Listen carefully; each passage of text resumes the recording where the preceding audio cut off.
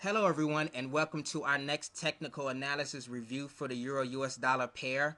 Today is November 28, 2011, and right now we are currently looking at our 4-hour chart, and you can see that for most of the month of November we've been in this strong bearish market, and this is due to troubling news, of course, coming out of Europe and uncertainty over the European debt crisis. And we've recently been hearing about the rising bond yields in some of the peripheral countries like Italy and Spain. Of course, last week or a few weeks before that, we saw that the Italian 10-year bond yield rose and broke above their 7% benchmark level. And also the Spanish 10-year bond yield also broke higher above their benchmark levels. But this was not the surprising news from last week. On last Wednesday, we saw German 10-year bond yields also rise, which is troubling to us because this is signaling possible recession in Europe, and also that contagion is spreading to the core. Of course, on last Wednesday, there was a bond auction of the German 10-year bond auction, and it didn't go as well or as they had planned. So then, of course, this caused the yields to be pushed higher for the German 10 years. So then, of course, we can see how contagion, for that contagion is affecting the core, and it's not just exclusive to just the peripheral nations or southern France, but it's also affecting Germany and Italy.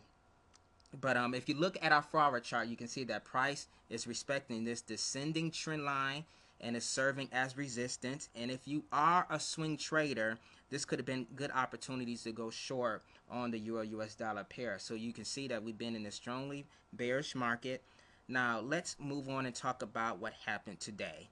Now, if you look to where my cursor is, you can see that the market opened up with a gap higher of about 60 pips. I know it's kind of hard to see, but the market gapped higher to about 60 pips. And this was due to a combination of different factors. For one, there was news coming out over the weekend that the IMF was going to give Italy 800 billion euro as a bailout deal.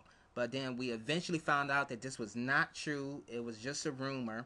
But of course, investors still traded on this rumor.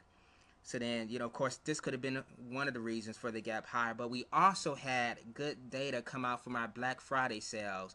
So then this was reported. So then this also helped to boost confidence. And this could have also contributed to the gap higher and price. Now, let me move to our 10-minute chart and get a more closer look at price.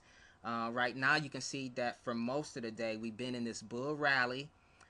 And this bull rally, in my opinion, could have really been a result of some short covering taking place. Of course, many traders and investors were short on the pair. So then a lot of them were taking their profits. And since the pair was already very oversold, I believe this rally was just a short correction in pricing, was just some short covering taking place in the market. But yeah, we was bullish for most of the day.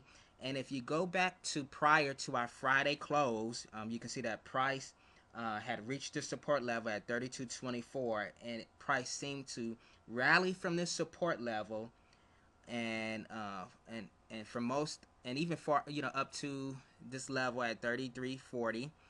And during our Asian session, you can see that we were in sort of like a range-bound consolidation pattern for most of the Asian session. But right around the European Open, we saw volumes begin to pick up, and we saw this push higher towards this resistance, the psychological resistance at 3,400, and also not too far from this descending trend line resistance that we showed on our 4-hour chart. So then, if I were to draw a field retracement from our early Asian high down to our low before Friday close, you can see that price rallied or bounced from this 61.8% retracement area. You can see that price rallied from this area, but this was not only the 61.8% level. This was also our daily pivot. Let me go to our daily pivot was at 32.68. So let me put that there and change the color and the size of it. So you see that right here, you see the confluence, and this could have actually been a good opportunity to place a trade and go long on the pair. all the way up to this resistance area for a good 100 pips. So this would have been a good trade entry, a good location to actually buy the pair. Now, also, like we said earlier, with this descending trend line on our 4-hour chart, let me go back to our 4-hour chart. You can see that price has always respected, historically, price respected this descending trend line resistance. So then, of course, since we are approaching that on our 10-minute time frame, this also would have been a good zone, a good area to go short. Not only do you have this psychological resistance at 3,400, but you also have this descending trend line, which is serving as historic resistance and dynamic resistance. So, of course, you had two opportunities to go short. You could have went short here for a quick scalp and re-entered again, or you could have just held on to your trade and made a good 70 to 90 pips with the trade. But that's it for our technical analysis review for the Euro US dollar pair. I also want to make an announcement for tomorrow. For those of you that are VIP members, we are having our next weekly webinar on tomorrow.